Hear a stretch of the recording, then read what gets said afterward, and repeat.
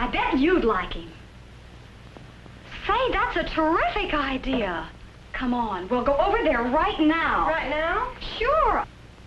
I thought it might be good to see some of these boys for myself. Besides, Steve sounded nice, and I thought I'd better begin to make some friends on the campus. Sure enough, we found him at the old stand, lost in thought and a pleasant job. It didn't take long to get the introductions over. Steve asked us in.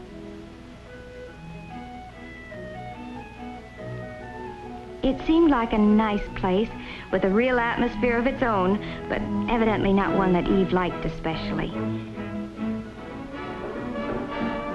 But Eve is like that, jumpy, full of energy. She never could sit still for long.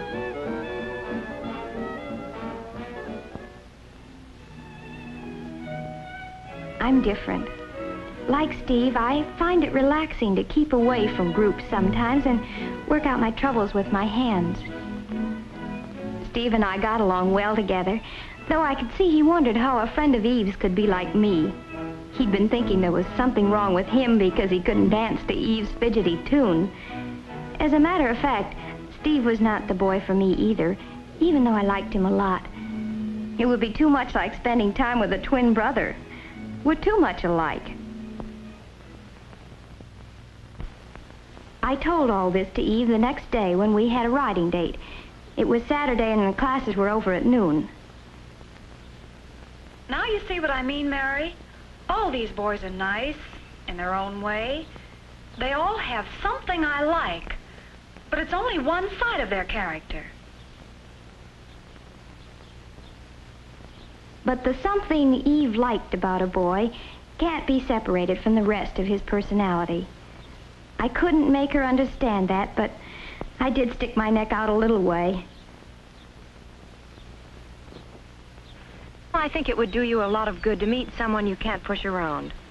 You mean someone who pushes me around? No, I don't. I mean someone who's not afraid of you. That's just like John. He thinks he's tough. I can't stand the sight of him. You're sure about that, Eve? Well, here's what happened last week. We drove out to the country together. We had a wonderful time. I can't remember when I've had so much fun. I guess we just clicked. Then, just as we were getting to know each other better, he says, "Let's go home." Was I mad? Here I was thinking he really cared, and he does a thing like that. But why did he do it? Oh, well, you see, it wasn't his car. He promised his friend he'd be back with it before 6. Now, look, Eve, you can stay if you want to. I'm not going to keep George waiting. So George is more important to you than I am, is that it? That's not the point. George can do without the car for once. If you really cared about me, you'd stay, George or no George.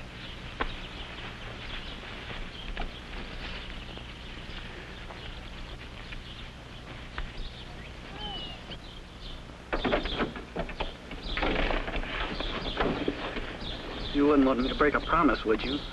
Why not? Well, I won't. I'm not going to let George down, even for you. You'll start sprouting wings if you don't watch out.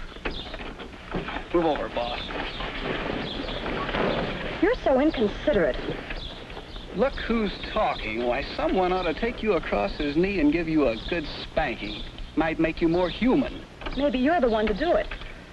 Maybe, but I doubt it.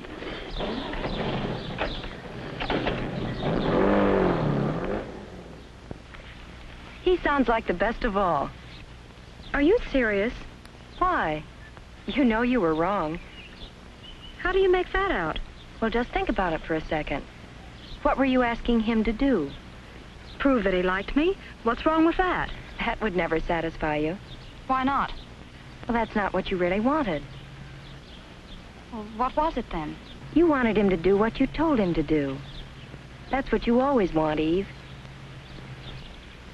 That's terrible. I thought I'd gone too far, but now that she knew what she was doing, she could decide for herself if she wanted to change. That's always the hard thing to learn, that if any change is possible, it must be changing yourself. You have to take other people as they come, or else leave them alone. I started thinking about Eve's boys. They had the same problem. Steve liked Eve, and he liked his hobby, too. But he couldn't have both. It would be easier to find a girl who liked staying at home. While Arthur probably needs some help in order to change. Alex had already solved his problem. A girl who isn't always competing with him for first place.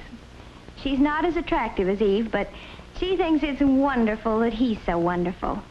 She's right for him. And John? Well, boy meets girl, boy loses girl. Maybe boy knows what he wants and on what terms. This girl doesn't know yet, but she's doing her best to find out. Every little experience, even the unpleasant ones, helps me know a little more about myself. And that's the first step. There are some things about me that I can't change. And those are the things that some man will have to live with for the rest of his life. So I'll pick him with those things in mind. I hope he'll do the same for me. We'll have to stay friends for a long, long time.